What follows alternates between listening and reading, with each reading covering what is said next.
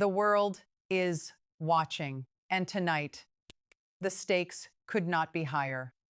We are witnessing a seismic shift in the Middle East, a moment that has sent shockwaves through global capitals and left many wondering what comes next. Welcome to Global News Network. I'm your host, and today, we are diving deep into the escalating tensions between the United States and Iran, following a succession that many experts simply didn't see coming. The Iranian regime has officially named its new supreme leader, and it is none other than the Ayatollah's own son. This move, this decision to keep power within the family, has caught many seasoned diplomats off guard. For years, analysts suggested the regime might go in a different direction, but instead, they have doubled down. This new leader is a hardline cleric, a man widely considered to be even more radical, even more uncompromising than his father before him. But it's not just his ideology that's raising alarms. This new supreme leader has incredibly deep ties to the Islamic Revolutionary Guard Corps, the IRGC. These are the shock troops of the regime, the ones responsible for exporting revolutionary ideology across the region. For a long time, the IRGC has been described as the power behind the throne, operating in the shadows, pulling the strings. But with this appointment, that power is moving out of the shadows and directly into the spotlight. It is a signal of continuity, a meet the new boss, same as the old boss situation, but with a much sharper edge. And the world's reaction? It was almost instantaneous. Former President Donald Trump has already issued what many are calling a chilling warning to this new leader. His words were blunt, and they were unmistakable. He said, and I quote, "He's going to have to get approval from us. If he doesn't get approval from us, he's not going to last long."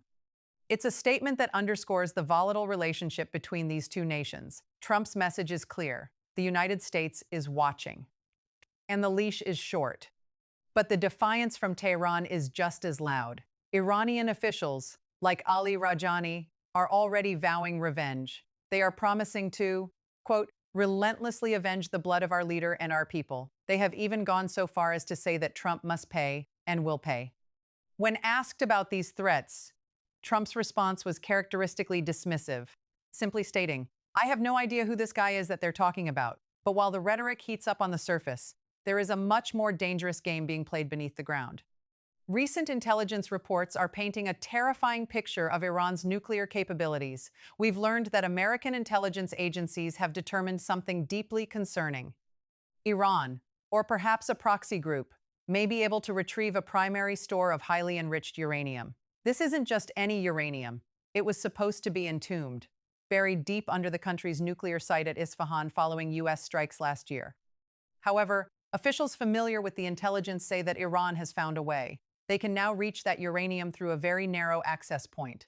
It is a chilling development. The very reason this conflict has reached such a boiling point is Iran's determination to preserve a pathway to a nuclear bomb. And if they can reach that material, the math of global security changes overnight.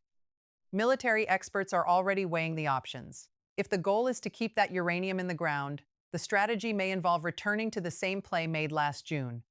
It could mean more strikes, more bombs on target, to make it physically impossible for the regime to excavate that material. It is a high-stakes game of cat and mouse, where one wrong move could lead to total escalation.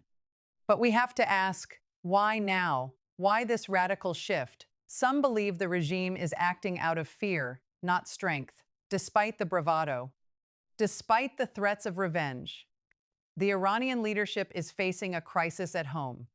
They are trying to signal to their own citizens that they are still in charge, still in control.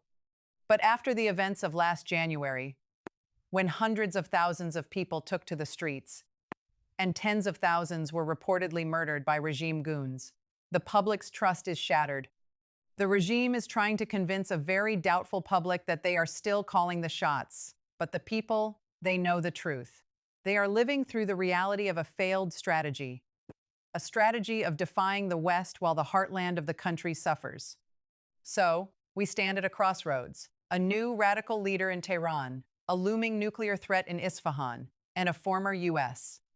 president who is making it very clear that the clock is ticking. This isn't just a political struggle. It's a situation that affects every single one of us. As the threat of conflict looms larger than it has in years, we will continue to monitor every development, every statement, and every move on the ground. This is a story that is far from over, and the consequences, well, they could be felt for generations to come. Stay with us here at Global News Network as we bring you the latest on this developing crisis.